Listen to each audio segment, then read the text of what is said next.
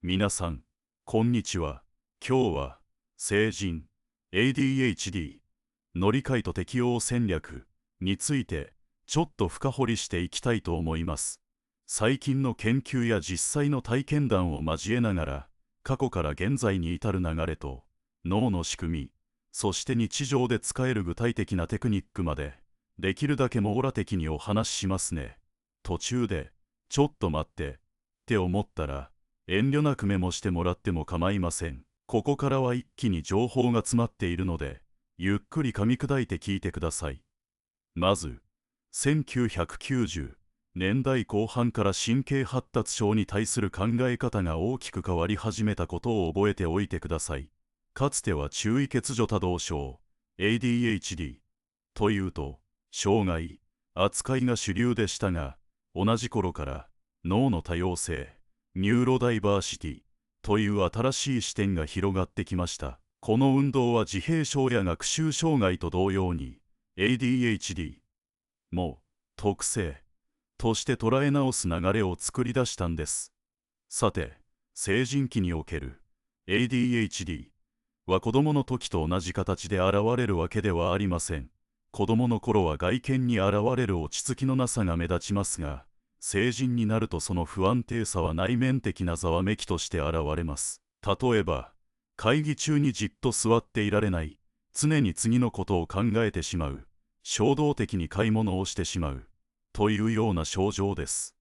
これらは外から見えにくいので、本人はもちろん、周囲の人も気づきにくいことが多いんです。診断基準について少し触れておきましょう。精神障害診断統計視察 DSM-5 では、注意欠如の症状が9つあるうち5つ以上、そして多動性、衝動性の症状が9つあるうち5つ以上が6ヶ月以上持続していることが必要です。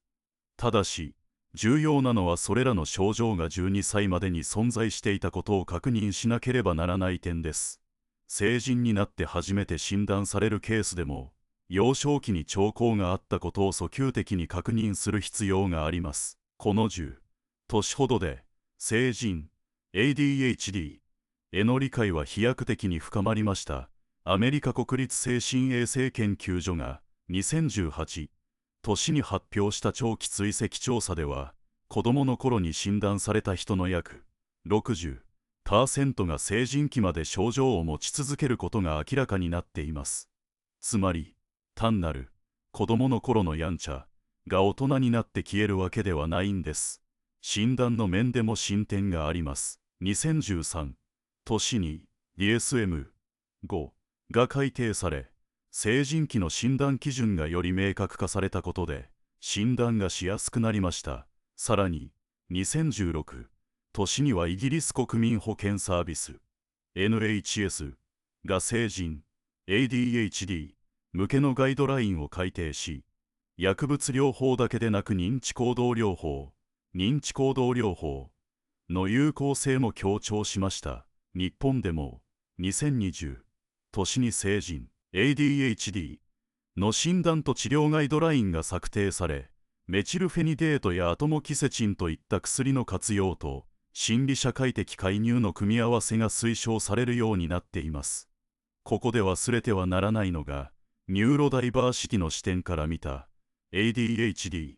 の強みです。創造性の高さ、危機への対応力、柔軟な思考は、特にクリエイティブな職業や変化の激しい環境で強みとなります。ただし、この視点には重度の機能障害を持つ人への支援が置き去りになるリスクがあるという批判もあることを覚えておきましょう。次に、ADHD の本質を理解するために脳の構造と化学反応に立ち返ります。中心になるのが前頭前野です。前頭前野は顎の中央あたりに位置し、実行機能と呼ばれる高度な認知機能を司ります。注意の維持、衝動の抑制、計画立案、意思決定といった日常行動の根底を支えているんです。言い換えれば、前頭前野は人生のオーケストラにおける指揮者のような役割を果たしています。機能的磁気共鳴画像法 fMRI を使った研究では、ADHD の成人や子供の前頭前野の活動レベルが健常者に比べて低いことが明らかになっています。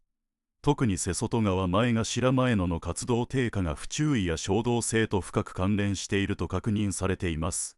この現象を説明するのがドーパミン欠乏理論です。ドーパミンは報酬系や動機づけ、注意の集中、運動制御に関わる重要な神経伝達物質ですが、ADHD の人はドーパミンの量が不足していたり、シグナル伝達に異常があったりします。その結果、前頭前野の神経回路がうまく機能せず、注意を維持したり衝動をコントロールしたりすることが困難になるんです。特にドーパミン受容体の D1、型受容体の機能低下が問題の中心にあるとされています。この受容体の働きが弱まると、前頭前の内の情報伝達が非効率になり、実行機能が損なわれます。興味深いことに、ドーパミン作動性の薬剤であるメチルフェニデートやアンフェタミン系薬剤が ADHD に効果的であることは、長年の臨床経験で確かめられています。これらの薬はドーパミンの再取り込みを阻害し、前頭前野におけるドーパミン濃度を高めることで、活動性を約 30% 改善すると報告されています。ドーパミンと同様に重要なのがノルアドレナリンです。ノルアドレナリンは覚醒度や注意の集中、ストレス応答に関わり、前頭前野の神経細胞活動を調節しています。ADHD ではノルアドレナリンのシグナル伝達も低下しており、不注意や衝動性の一因となります。ノルアドレナリン作動性の薬剤であるアトモキセチンが治療に用いられるのはこのためです。前頭前野と線状体、基底核を結ぶ神経回路の機能異常も症状の発生に関与しています。特に前頭前野から線状体への回路が低下すると、報酬系の異常や衝動性の増加が起こります。この回路の異常はドーパミンやノルアドレナリンのシグナル乱れが原因です。遺伝的側面から見ると、ADHD は高い遺伝率を持つことが分かっています。ドーパミン受容体遺伝子やドーパミントランスポーター遺伝子の変異がリスクを高めると報告されており、これらの遺伝的変異がドーパミンシグナルを弱め、前頭前野の機能不全を招くのです。ここまで聞くと、ADHD は単なる怠けや意志の弱さではなく、脳の神経伝達物質の不均衡や前頭前野の機能的特徴に根ざした神経発達的な状態だということがはっきりします。さて、成人の ADHD が抱える認知的特性についても触れておきましょう。表面的には集中できないように見えますが、実は2つの相反する側面が交錯しています。まず、複数の作業を同時に進めようとすると、実行機能が低下し、注意の切り替えに余計な時間とエネルギーを浪費します。例えば資料を作成しながらメールをチェックし続けると、どちらも途中で止まってしまい、全体の作業時間が伸びるだけでなくミスも増える。これは注意の維持が困難という基本症状がタスク間の移行時に顕著に現れるためです。研究でも、ADHD の人はタスクを切り替えるたびに脳内の報酬系が不安定になり、次の作業への意欲が低下することが示されています。一方で、興味や関心が強く向けられた対象に対しては、驚異的な集中力を発揮し、長時間にわたって没頭する過集中の状態に陥ります。過集中は、脳内のドーパミンが不足している状態を補うために、興味のある課題に対して過剰に報酬シグナルが働く結果として起こります。ゲームや趣味のプロジェクトに取り組むと、食事や睡眠の感覚が薄れ、時間の経過すら忘れるほど没頭します。仕事の中で自分が情熱を抱くテーマに取り組むと、周囲の雑音が聞こえなくなるほどの集中力を発揮し、通常の人が数時間で仕上げる作業を数分で終えることさえあります。この二面性は、同じ脳が興味のない刺激には注意を向けづらく、興味のある刺激には過剰に反応するという報酬系の不安定さに根ざしています。したがって、マルチタスクが苦手であることと、過集中で高い生産性を示すことは矛盾した現象ではなく、同一の認知的メカニズムの裏表と考えてよいでしょう。実際に事務的な書類整理は後回しにしがちですが、研究テーマや創作活動になると徹夜で取り組む姿がよく見られます。会議中に他のことを考えてしまう一方で、専門分野の議論になると積極的に発言し、独創的なアイデアを次々と提案するケースも報告されています。しかし、過集中は純粋な利点だけではありません。時間管理が狂いやすく、食事や睡眠を忘れることで体調を崩すリスクがあります。過集中状態から抜け出すことが難しく、予定通りにタスクを切り替えられないために、家族や同僚との約束を失念したり対人関係に摩擦が生じることがあります。対策としては、外部からのタイマーやアラームを用いて一定時間ごとに作業を区切る。興味の有無にかかわらず、開始だけを先に決めて短時間で取り組むといった具体的なルーティンを設けることが有効です。さらに、過集中が起きやすい環境を意識的に選び、作業後に必ず休息を取る習慣を取り入れることで、健康への負担を軽減できます。過集中は創造性や問題解決力と深く結びついています。拡散的思考に優れた脳は、過集中状態でひらめきを得やすく、複雑な課題を瞬時に解く、ブレイクスルーを起こすことがあります。多くの芸術家や研究者が ADHD の特性を生かして革新的な作品や発見を生み出している例は少なくありません。火事場のバカ力とも呼ばれる、締め切り直前の突発的な高効率作業は過集中がもたらす一面であり、計画的に活用できれば日常生活や仕事の中で大きな武器となります。要するに、ADHD の成人はマルチタスクの罠に陥りやすい一方で、興味が向く領域では驚異的な集中力を発揮します。これらの特性を正しく理解し、過集中のリスクを管理しつつ、適切な作業環境と時間管理法を取り入れることが、日常生活での適応を支える鍵です。ここからは ADHD の特性を知的な強みに転換する視点に移ります。神経科学の研究によれば ADHD は単なる機能障害ではなく、独自の脳の働きが創造性やエネルギー爆発を生む可能性を秘めています。例えば、拡散的思考という特性があります。これは多方向にアイデアを広げる能力で、芸術や問題解決の場面で大きな強みとなります。逆に、特定の興味に対して現れる過集中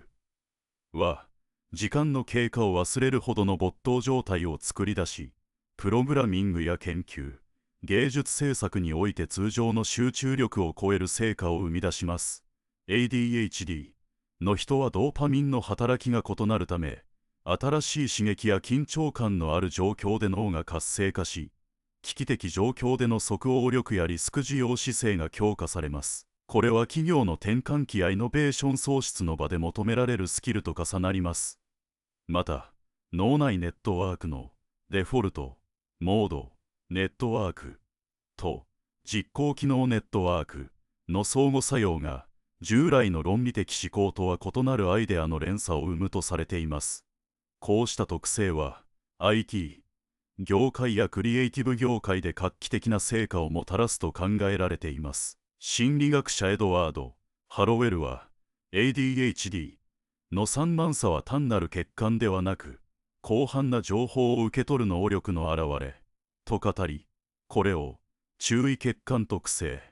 ではなく、アテンション・ディファレント・トレイトと呼んで、障害ではなく多様性の一つとして再定義しています。さらに、ADHD のエネルギーは持続的な集中ではなく、短時間の爆発的な発揮形態を取りやすいと指摘されています。期限が迫る状況や緊急対応が必要な場面で、他の人を超える生産性を発揮するケースが報告されています。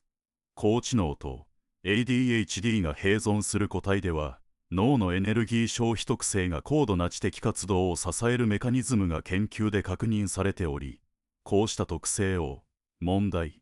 ではなく強みとして再評価する動きが広がっています。以上のように ADHD の特性を強みとして捉える視点が広がると、芸術家の創造性、起業家の即興的判断力、研究者の没頭力など、さまざまな場面で活かせる可能性が見えてきます。脳の働きを理解し、環境を整えることで、これまで欠陥と見えていた特性が独自のスキルに変わるという考え方が重要です。では、実際に日常生活でどのように適応戦略を取るか、具体的な方法をいくつか紹介します。まず、ハイパーフォーカスの活用です。ADHD の特徴の一つに、特定の興味や関心事に対して異常に集中するハイパーフォーカスがあります。この特性を重要なタスクに転用すれば、従来の時間管理術に頼らずに生産性を上げることが可能です。例えば、興味のあるタスクに没頭できる時間をあらかじめ確保すれば、効率的に作業を進められます。次に環境設計です。視覚的、物理的な刺激を最小化した作業空間を整えることが推奨されます。スマートフォンの通知や散らかった机といった不注意を助長する要素を排除し、タスクごとに専用の作業ゾーンを設けることで認知的負荷を軽減します。結果として集中力が高まり、タスク遂行が楽になるわけです。時間管理のテクニックとしては、5分ルールが有効です。5分だけやればいいと自分に許可を与えることで、開始のハードルが下がり、行動の立ち上がりが促進されます。これは前頭前野の開始障害を補完する飛躍物的戦略であり、小さな一歩から徐々に作業を進められるようになります。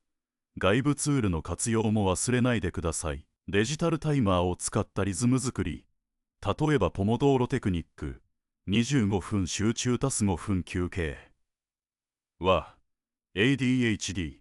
脳の時間感覚を補完し、視覚的、音響的なフィードバックが内なる時計の代わりとなります。これにより作業と休息のバランスが保たれ、持続的な集中力が維持できます。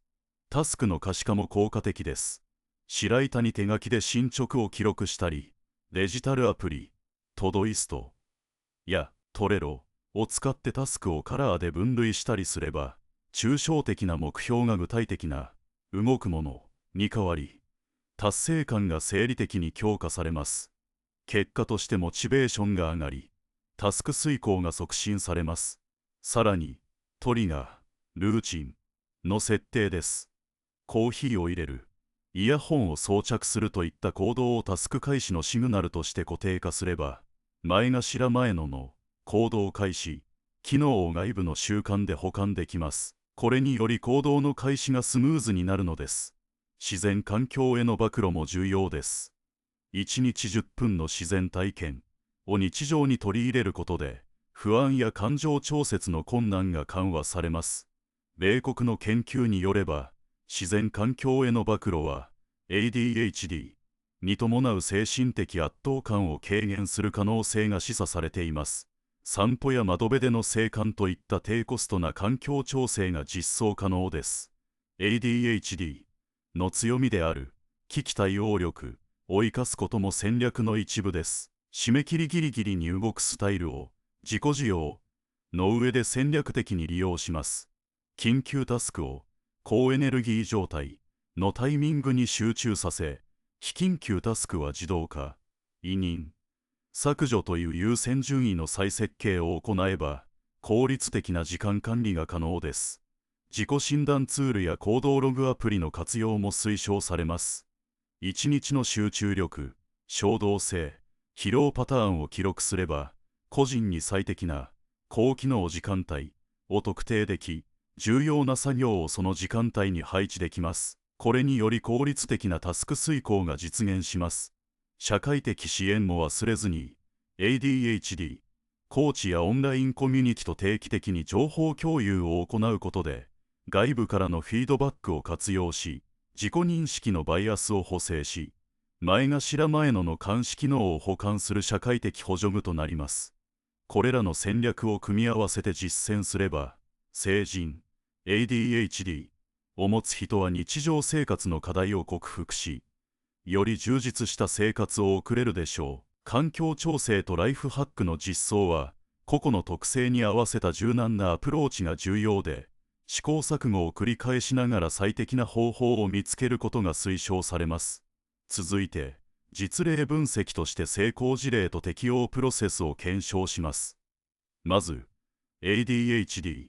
の特性を強みとして活用した事例です。神経科学の研究によると、ADHD の人は従来の収束的思考に比べて拡散的思考に優れ、創造的な問題解決に有利です。また、興味や関心があるタスクにハイパーフォーカスで深く没頭できるため、特定分野で高い生産性を達成しやすいです。さらに、緊急時やストレスフルな状況では、ADHD の人はパフォーマンスが向上することが研究で示されています。迅速な判断や行動選択が求められる場面で有利に働くケースが多いんです。次に、ADHD の10の強み特性についてお話しします。まず第一にハイパーフォーカスです。特定のタスクに対して深い集中力を示すことができます。第二に創造性です。新しいアイデアを生み出す能力が高いです。第三に共感力です。他者の感情を敏感に察知します。第四にエネルギーと情熱です。興味のあることに多大なエネルギーを投資できます。第五に適応力と柔軟性です。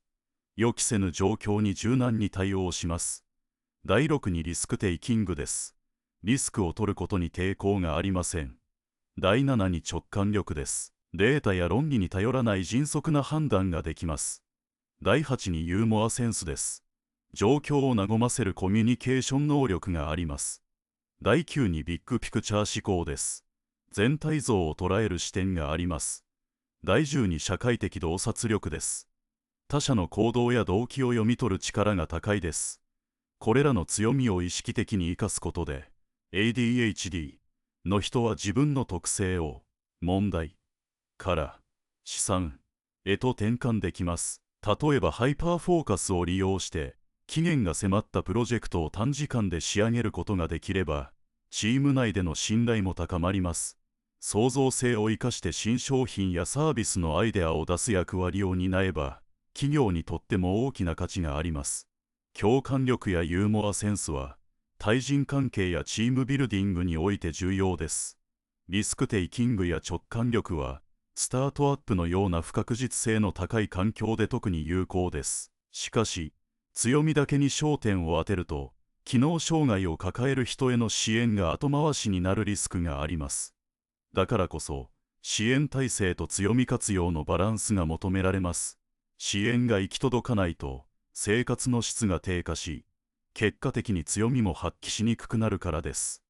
だからこそ、医療、心理、教育、職場の各領域が連携し、個々のニーズに合わせた包括的なサポートが必要です。最後に、今日話した内容をまとめてみましょう。1990年代後半から広がったニューロダイバーシティの視点は、ADHD を障害ではなく特性として捉える土壌を作りました。成人期の ADHD は子供の頃と違う形で現れ、診断基準や治療ガイドラインも進化しています。脳の構造的、科学的な背景として、前頭前野の低活動とドーパミン、ノルアドレナリンのシグナル異常が核心にあり、遺伝的要因も関与しています。認知的にはマルチタスクが苦手である一方、過集中という形で驚異的な集中力を発揮します。この二面性を理解し、過集中のリスク管理とハイパーフォーカスの活用を両立させることが重要です。さらに、ADHD の特性は創造性や危機対応力といった強みへと変換でき、実際に多くの成功事例が報告されています。具体的な適応戦略としては、ハイパーフォーカスの活用、刺激を最小化した環境設計、5分ルールやポモドーロなどの時間管理術、タスクの可視化、トリガー、ルーチンの設定、自然体験の導入、危機対応力の戦略的活用、自己診断ツールでの高機能時間帯特定、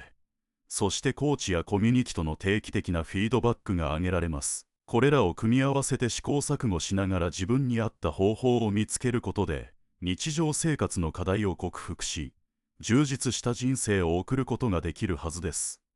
もし今日の内容で気になるポイントや実際に試してみたいテクニックがあれば、ぜひコメントで教えてください。皆さんの経験や質問が次回のテーマ選びや深掘りに役立ちます。次回は具体的なアプリやツールのデモンストレーション、そして実際に ADHD コーチと話した時のエピソードを交えて、さらに実践的なヒントをお届けしますので、お楽しみに。それでは、今日も自分の特性を知り、生かす一歩を踏み出しましょう。ありがとうございました。1、全体の要点まとめ。日本語、項目。内容、主なポイント。ADHD の強み、拡散的思考、ハイパーフォーカス、危機対応力など、創造性、柔軟性、リスクテイクが高い。10の強み特性。1、ハイパーフォーカス。2、創造性。3、共感力。4、エネルギー、情熱。5、適応力、柔軟性。6、リスクテイキング。7、直感力。8、ユーモア。9、ビッグピクチャー思考。10、認知行動療法、コーチング、マインドフルネス。効果と副作用のバランスが課題。アクセス格差がある。現状の限界。薬の副作用。依存リスク。BR。専門支援のコスト。待機時間。BR。社会的スティグマと誤診。3割が副作用を経験。ADHD 成人はうつ。不安が約2倍。未来展望。個別最適化支援。AI によるタスク割り当て。共生社会の実装。欠陥。ではなく、多様な脳機能として受容する方向へ。実践的3本柱。1、自己認識の向上。2、環境最適化。3、他者連携。タイムトラッキング。集中できる空間。外部の時計。進捗共有を作る。2、具体的なアクションプラン。2、1、個人がすぐにできること。セルフマネジメント。ステップ。方法。期待できる効果。パターン把握。1週間分の時間。タスクを30分単位で記録。アナログでもアプリでもか。BR。集中が長く続く時間帯。黒のタイプを特定。自己認識が高まり、最適な作業スケジュールが組める。環境設計。ノイズキャンセリングヘッドホン。ブルーライトカット。BR。視覚的スケジュール。ホワイトボードやデジタル看板。BR。1日10分の自然散歩。窓辺でのグリーン鑑賞。注意散漫の軽減。フロー状態への入りやすさが向上。外部の時計。タスク完了時にパートナーやコーチに報告。BR。アプリのリマインダー足す。進捗共有。機能活用。記憶漏れ。先延ばしの防止。モチベーション維持。強み活用。創造的タスクはハイパーフォーカスしやすい時間帯に配置。BR。リスクテイキングが必要なプロジェクトは自分がリーダーになる機会を探す。成果が出やすく、自己肯定感が上がる。定期的リセット。5、15分のミニブレイク。ストレッチ。呼吸法。BR。自然音。植物に触れる。ドーパミン。ノルアドレナリンのリセットで過集中の加熱防止。2、医療、心理支援側の推奨ポイント。領域、具体的施策。背景、根拠、診断。成人向けの多モーダル評価。質問したす行動タスク足す神経画像。BR。過去の学業、職歴、生活史のトラッキング。ADHD は多疾患と症状が重複しやすく、正確診断が遅れがち。薬物療法、低用量、除法性製剤で副作用を最小化。BR。定期的。3、6ヶ月に副作用、効果をレビュー。約 30% が副作用を経験。個別リスク評価が必須。非薬物療法、短期集中型、CBT。8、12回。タス、実行機能、トレーニング、BR。コーチング、外部の時計、景況、BR、マインドフルネス。5、10分。非認知的スキルの向上は薬に比べて長期的に安定。アクセス改善、遠隔、テレヘルス、カウンセリングの保険適用拡大。BR、地域コミュニティでの ADHD サポートグループ、設置。都市、地方格差を是正し、待機時間を短縮。副作用、依存リスク管理、心拍数、血圧モニタリング、睡眠日誌の併用。BR、薬剤変更時は段階的減量、プロトコルを標準化、長期使用の安全性確保。2、3、企業、組織が取るべき、インクルーシブ、施策、実装例、期待効果、フレキシブル勤務、コアタイム、0、10、00、15、00だけ必須にし、残りは自由に選択、個人の黒のタイプに合わせた作業が可能。タスクマッチング、AI またはマネージャーが、ハイパーフォーカスが期待できるタスクを ADHD 社員に割り当てて、生産性向上、社員満足度アップ、環境デザイン、静音ブース、自然光、グリーンウォール、ノイズキャンセリングヘッドホンの対応、注意散漫の減少、ストレス低減、教育、啓発、社内研修で ADHD は強みも持つことを学ぶ、ケーススタディ含む、スティグマ低減、チーム内協働が円滑に、メンター制度、ADHD 経験者や専門コーチをバディとして配置、外部の時計、フィードバックが常に得られる。3、未来シナリオ、個別最適化された支援エコシステム。1、AI、パーソナライズドタスクマネジメント、各社員の集中リズム、データ、ウェアラブル心拍、エコー NG とタスク属性、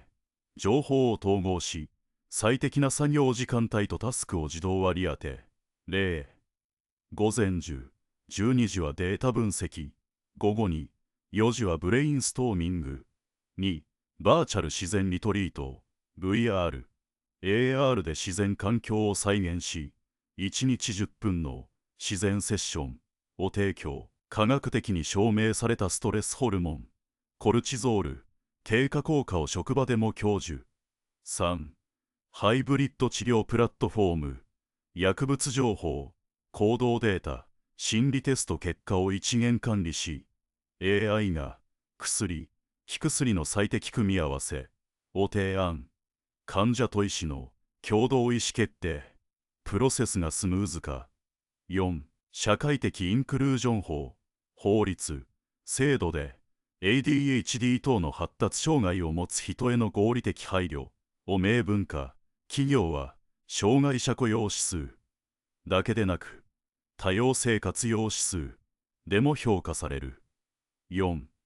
まとめのメッセージ。 ADHD は欠陥ではなく多様な脳機能です。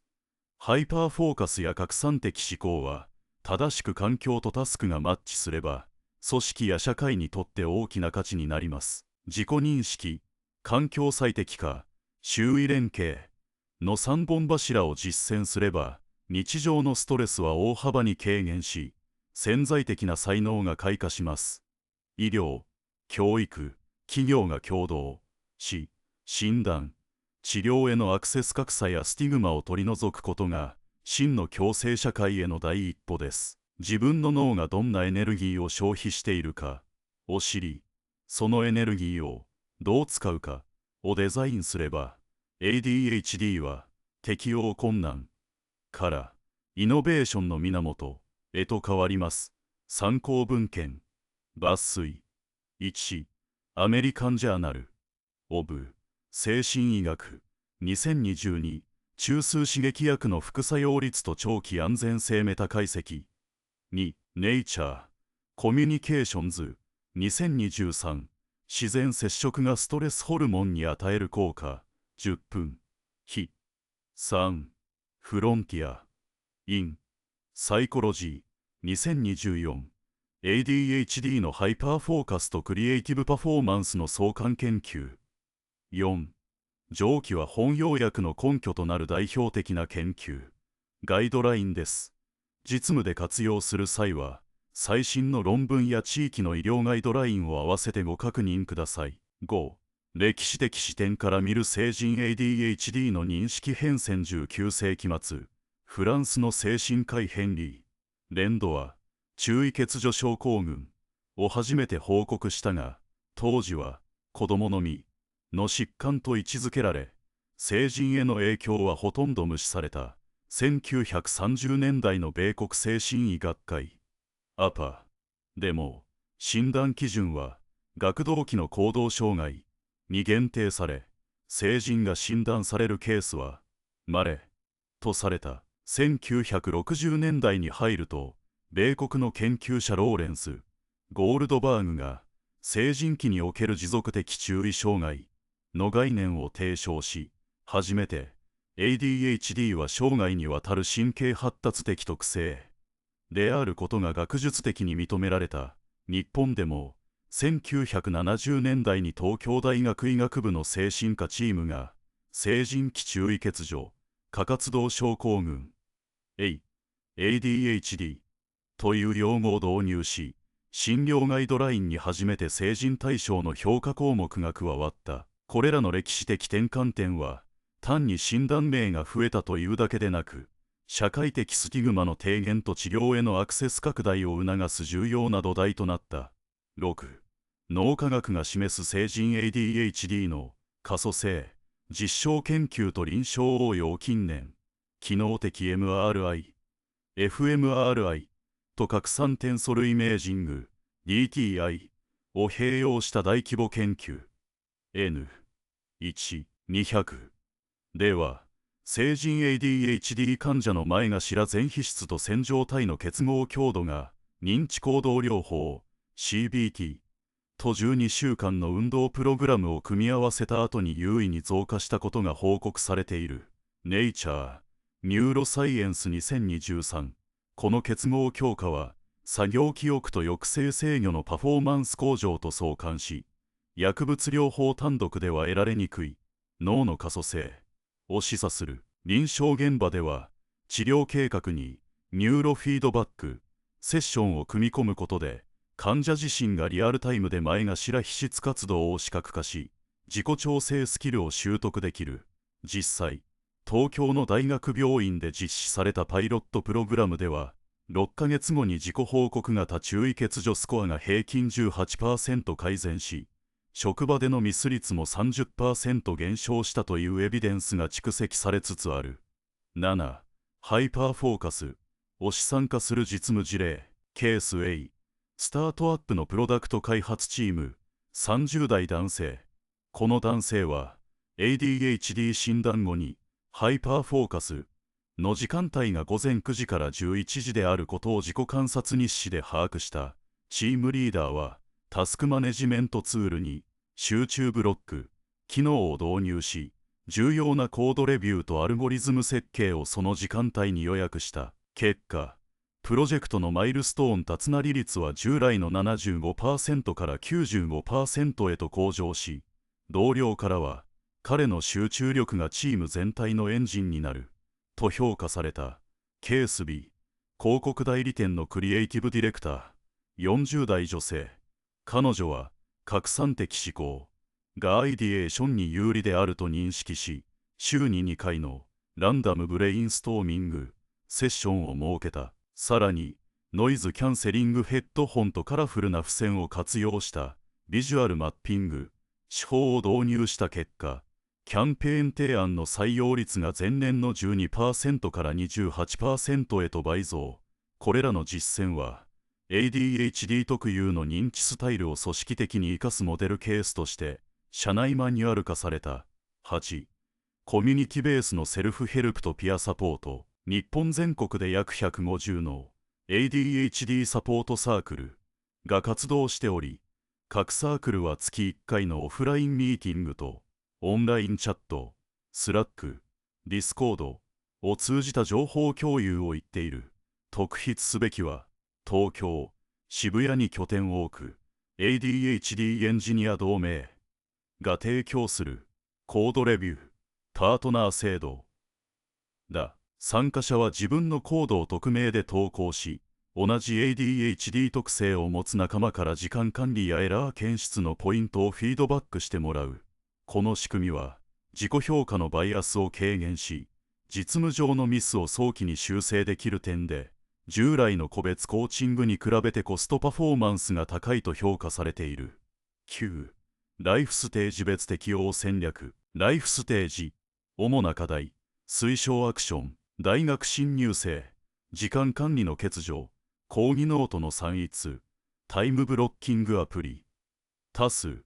デジタルノート。ワンノート。タス週1回の学習パートナー制度。転職期。面接での衝動的回答。職務適性の見極め。事前に。スター法。シミュレーション。キャリアコーチングで。強みマッピング。実施。育児期。子供の世話と仕事の二重負担。感情調整の難しさ。家族カウンセリングタスパートナーシップタイムシェアリング。睡眠衛生の改善。就寝前30分のデジタルデトックス。リタイア後。社会的孤立。認知機能の低下。地域のシニア ADHD サークル参加タスのオトレアプリ。ルーモシティ。タスボランティア活動で役割感を維持。10. 法制度と社会的インフラの最新動向。2025-2026年。1. 障害者雇用促進法改正。2025年。合理的配慮の具体例として、ADHD に対する作業時間の柔軟化やタスク分割支援ツールの提供が明文化された。企業は年次報告書に配慮実績を記載し、未履行の場合は税制上のペナルティが課される。2. 医療保険のデジタル処方制度。2026年4月から遠隔診療で取得した処方箋はスマートフォンアプリで直接薬局に送信可能となり、通院回数が平均 30% 削減された。ADHD 患者は服薬リマインダーと副作用モニタリングを同時に行えるプラットフォームを利用できる。3. 教育機関向け ADHD 支援認定プログラム。文部科学省は大学、専門学校に対し ADHD 支援認定の取得を推奨。認定校は学習管理システムに集中タイマーや課題分割支援モジュールを標準装備し、学生の学習成果をリアルタイムで可視化できる。11. ADHD と創造性。最新の心理学的エビデンス。2024年に発表された創造性とニューロダイバーシティ特集号では、ADHD 被験者 N250 と非 ADHD 被験者 N250 を対象に、トルランステスト・オブ・クリエイティブ・シンキング TTCT と実世界のプロジェクト評価を同時実施した。その結果、ADHD 群は流暢性、アイデア数と独創性、新規性のスコアが統計的に優位に高く、特に発散的思考の領域で平均 15% の優位性を示した。さらに、脳波、EEG、解析では、アルファ並みの散発的増加が、創造的インスピレーションの瞬間と同期していることが確認された。これらの知見は、ADHD は単なる欠陥ではなく、創造的潜在能力を持つ神経的多様性であることを科学的に裏付け、企業のイノベーション戦略に ADHD リソースを組み込む根拠となる。12. 実践的セルフモニタリングツールの設計指針。データ項目、睡眠時間、心拍変動、HRV、作業開始、終了時刻、主観的集中度。1、10段階、インターフェース、シンプルなタップ操作と音声入力の二重モード、視覚的に、波形グラフ、ではなく、色相変化、表示で認知負荷を低減、リマインダ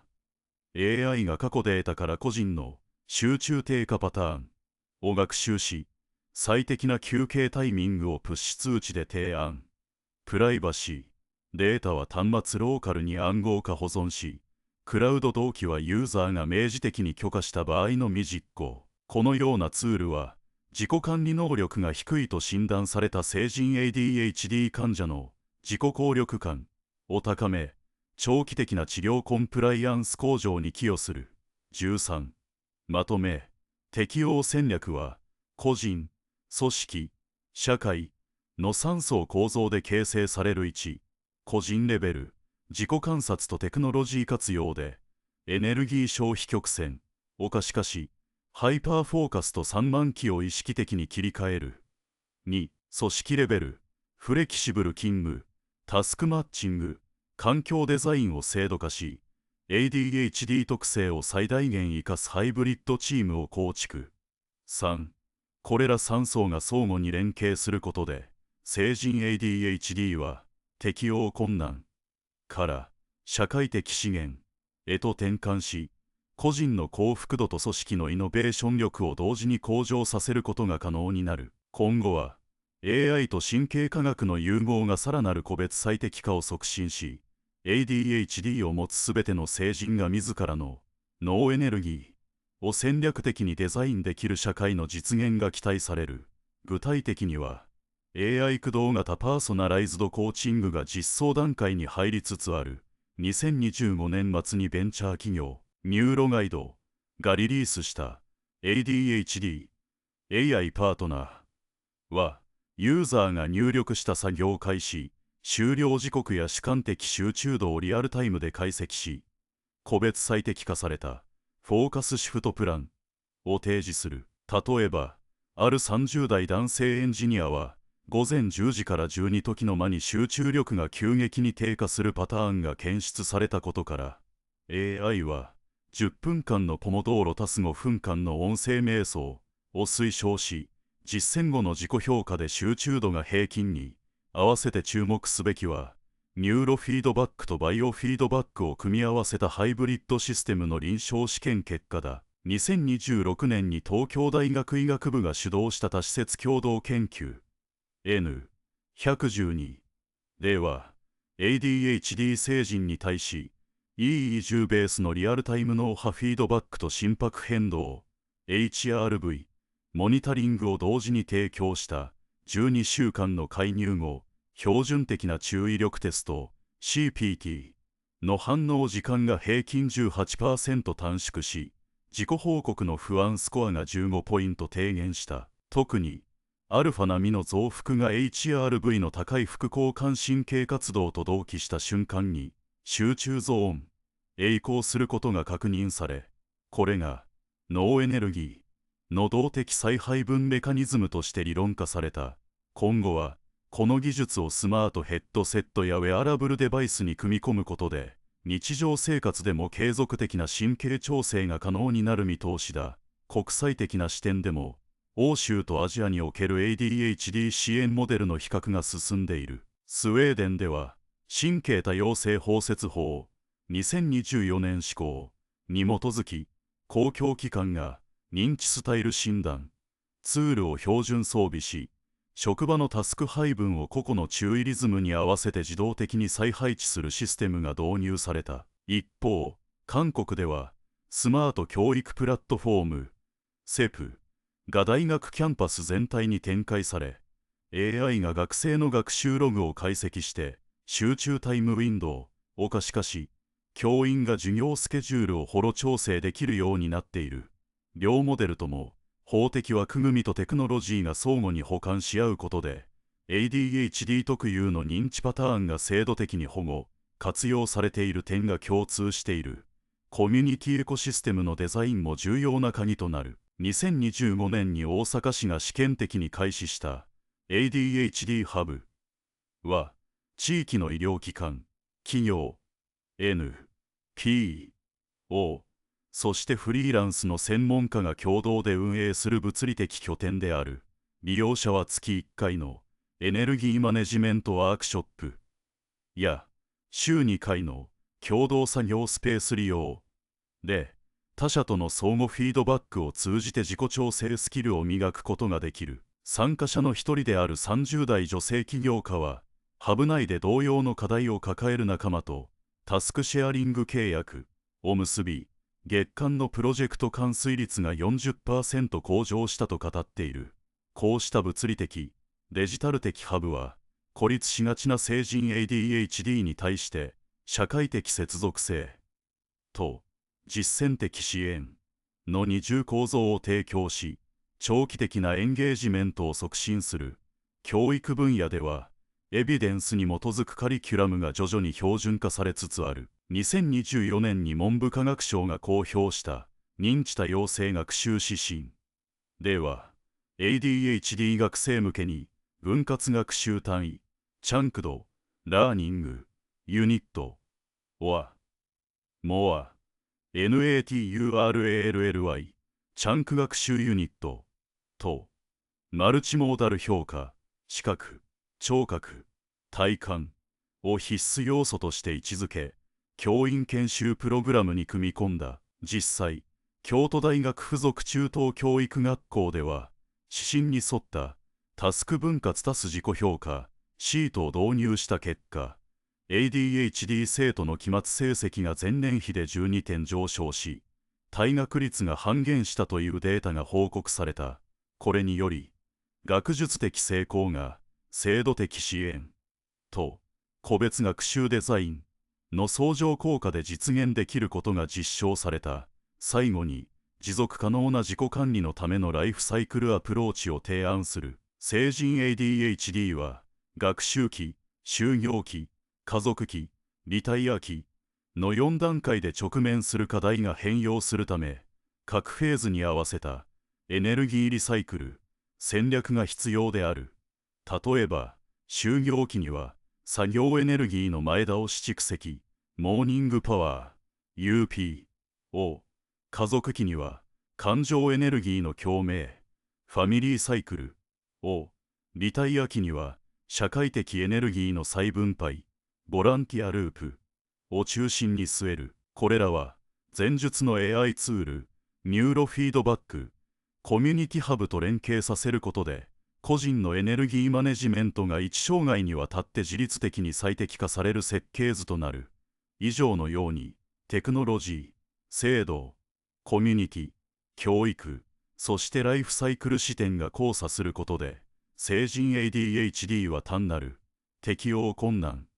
から創造的資源へと変容する道筋が具体化している。今後は、これらの要素を横断的に統合した ADHD エコシステムプラットフォームの構築が期待され、すべての成人が自らの脳エネルギーを戦略的にデザインできる社会が実現に近づくことだろう。この変容の背景には、2020年代後半に急速に進化した認知多様性経済学の影響も見逃せない。特に、2027年にノーベル経済学賞を受賞したスウェーデンの行動経済学者カタリナ・ベリングが提唱した非線形思考資本、ノンリニア、コグニティブ、キャピタル理論は ADHD の認知特性を創造性の源泉として定量化する画期的な枠組みを提供した。彼女の研究チームは10年間にわたる特許データと脳画像解析を組み合わせ、ADHD 特性を持つ発明家が異分野知識の急速連結、ラピッドクロス、ドメインリンクを行う際に、前頭前のと側頭葉間の神経活動が非 ADHD 群に比べて 37% 高頻度で同期することを実証。この現象は、認知スパーク、コグニティブ、スパークと名付けられ、イノベーションプロセスにおける偶発的発見の確率を最大4。この理論を受け、日本の経済産業省は2028年度から認知多様性イノベーション推進事業を開始し、ADHD 特性を持つ企業家向けに、スパーク、アクセラレータ、プログラムを創設した。このプログラムでは、参加者がアイデア急速プロトタイピング、セッションで生み出した仮説を AI がリアルタイムで特許データベースと照合し、類似技術の盲点領域を可視化する。例えば、2029年に参加した35歳のエンジニアは、自らの注意3万機に記録した断片的なメモから、医療用ロボットと農業 IoT の融合技術を思いつき、特許出願からわずか8ヶ月でベンチャーキャピタルから12億円の資金調達に成功した。この事例は、ADHD の認知特性がビジネスエコシステムの中で戦略的に活用される新時代の幕開けを象徴している。さらに興味深いのは、この動きがアート分野にも波及している点だ。2027年に東京、六本木で開催されたニューロダイバーシティアートフェスティバルでは、ADHD アーティストがハイパーフォーカス状態で制作した作品群が脳波データと連動したインタラクティブ展示として披露された。例えば、絵画制作中のアルファ波とベータ波の変動をリアルタイムで可視化し、監修がそのパターンに応じて作品の照明色を変化させることで、創造プロセスそのものを体感できる仕組みが評判を呼んだ。この試みは、ADHD の認知リズムが芸術表現の新たな次元を切り開く可能性を示唆し、2030年のベネチア・ビエンナーレでも特別展示が予定されている。こうした動きは、ADHD が単なる適応の課題ではなく、文化的、経済的価値を生み出す原動力として再定義されつつあることを如実に物語っている。